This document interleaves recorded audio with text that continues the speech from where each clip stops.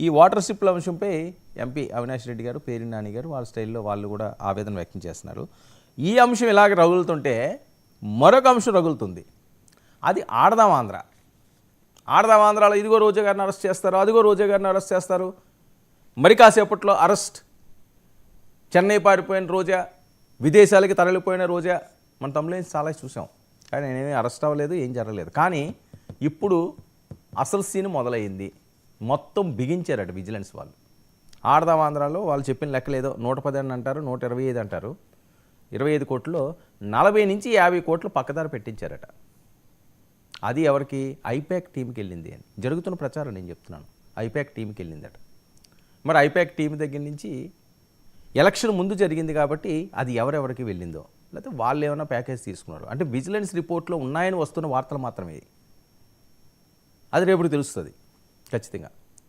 So రోజా గారిని బైరెడ్డి సిద్ధార్థ రెడ్డి ఎవ్వరూ ఇంకా ఆపలేరు, అడ్డుకోలేరు. వాళ్ళకి డేట్ ఫిక్స్ చేశారు, టైం ఫిక్స్ చేశారని.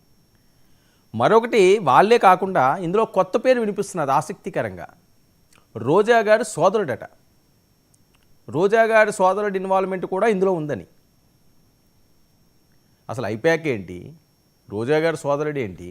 సరే ఓకే, అతను శాప్ చైర్మన్ కాబట్టి ఆయన భాగస్వామి అయి ఉండొచ్చు. చూడండి ఎంత చక్కగా ఆడుకున్నారు.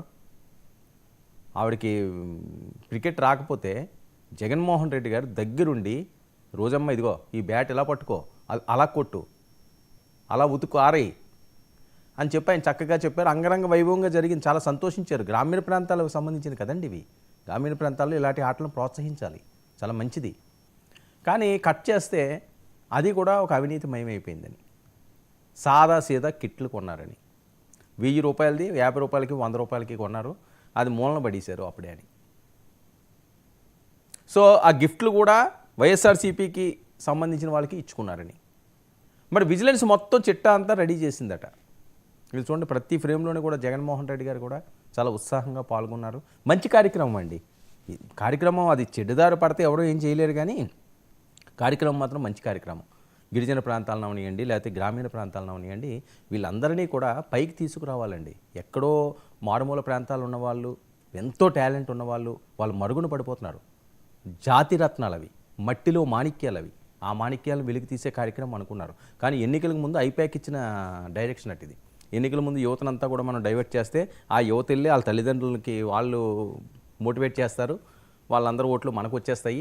పోతే పోయింది, 150 కోట్లు మనం బడ్జెట్ పెట్టుకుందాం, 110 120 కోట్లు పెట్టుకుందాం, అందులో 40-50 ఎలాగైనా మళ్ళీ మనకి వచ్చేస్తుంది. ఇదన్నీ ఐపాక్ ఇచ్చాను విజిలెన్స్ వాళ్ళు చెప్పింది. ఇది విజిలెన్స్ వరకు ఆగుతుందా, సిబిఐ వరకు వెళ్తుందా? రోజా గారి అరెస్ట్ మరి ఖాయం అయిపోయిందా?